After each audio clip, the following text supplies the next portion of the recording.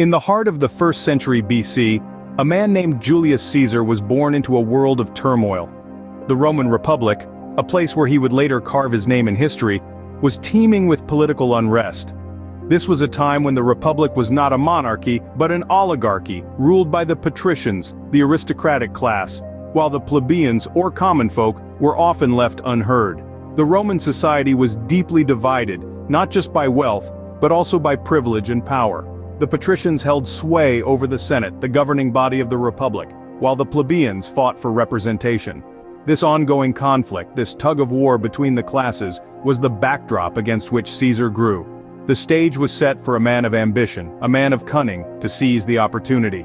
It was within this tumultuous environment that the ambitious Julius Caesar began his journey to power. Born into the noble yet politically insignificant family of the Julii, Caesar's rise to power was anything but predictable. As a young man, he climbed the political ladder with remarkable speed, showing an astute mind and an insatiable ambition. His military victories from Gaul to Egypt not only expanded the Roman Empire but also bolstered his reputation as a formidable leader. Caesar's appointment as Dictator Perpetuo, or Dictator in perpetuity, marked a significant departure from the Roman Republic's traditional political structure.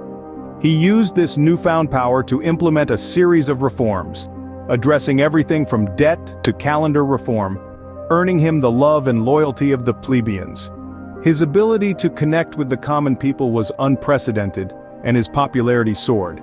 But while the masses adored him, his increasing power and disregard for traditional Roman political norms incited fear and resentment among the patricians.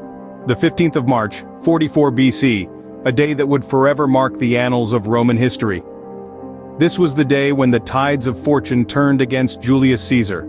A conspiracy as intricate as a spider's web was spun around him. The threads were woven by Brutus, Cassius, and other prominent senators who felt threatened by Caesar's growing power. They saw in Caesar a tyrant in the making, and in themselves the defenders of the Republic. So, under the guise of a Senate meeting, they lured Caesar into the theater of Pompeii. Here, in the heart of Rome, the conspirators struck, their daggers finding their mark 23 times.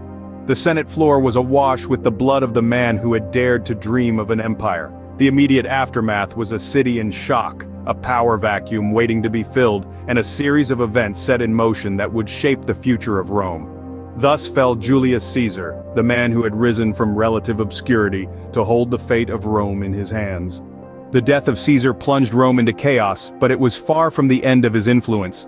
His death ignited a civil war, a tumultuous period that saw the rise of his adopted heir Octavian. Octavian's ascension marked a significant shift in Roman politics, transitioning from the hallowed republic to the might of the empire. This change was a direct consequence of Caesar's actions and the power vacuum his demise left behind. Caesar's influence, however, extends beyond the borders of Rome. His military strategies are studied in academies worldwide. His name has become synonymous with power, reflected in the titles of rulers across eras and regions, such as the German Kaiser and the Russian Tsar. His calendar, the Julian calendar, reformed the way we track time, further testament to his enduring legacy. In life and death, Julius Caesar changed the course of history, shaping the world as we know it today.